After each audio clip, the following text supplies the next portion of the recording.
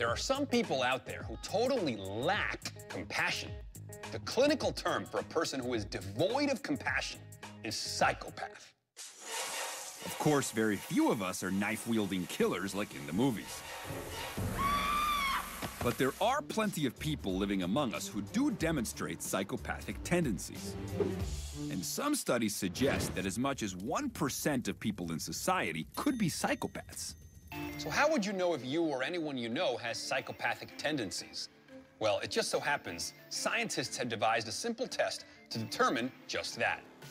Want to know where you rank on the scale between compassion and psychopathic? You're about to find out in this next game.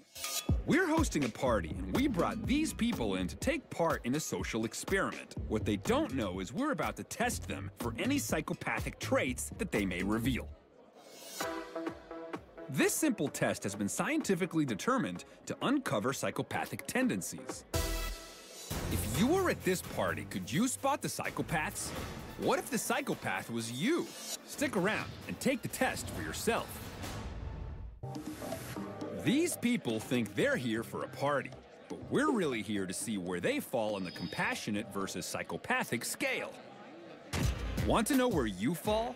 Listen to the following 6 statements while we ask our volunteers. Keep track of how many of the statements you agree with. Ready? Success is based on survival of the fittest. Do you agree or disagree with that statement? Agree. Disagree. When I get frustrated, I release my anger by blowing up. Agree or disagree? Agree. Disagree. Love is overrated. What do you think?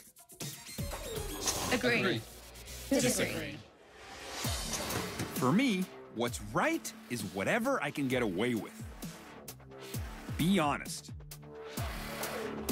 I agree. Disagree. I admire a really clever scam. Even just a little bit? Agree.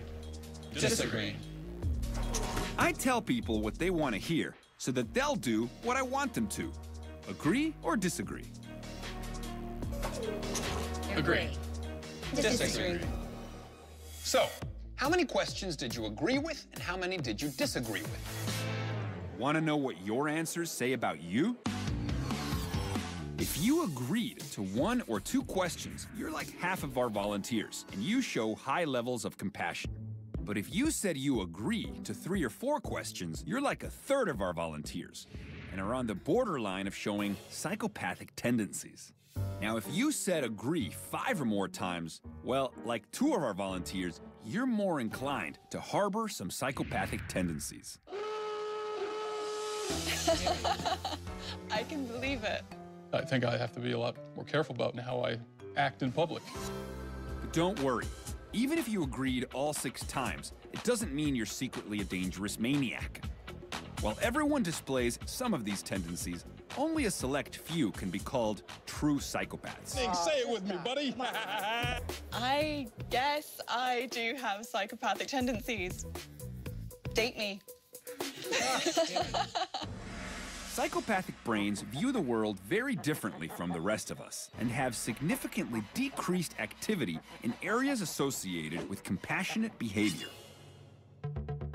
These questions also reveal something fascinating, which is, when tested, the majority of the population shows some aspects of behaviors also seen in psychopaths, like superficial charm, impulsiveness, need for stimulation, lack of guilt or remorse, and of course, lack of empathy.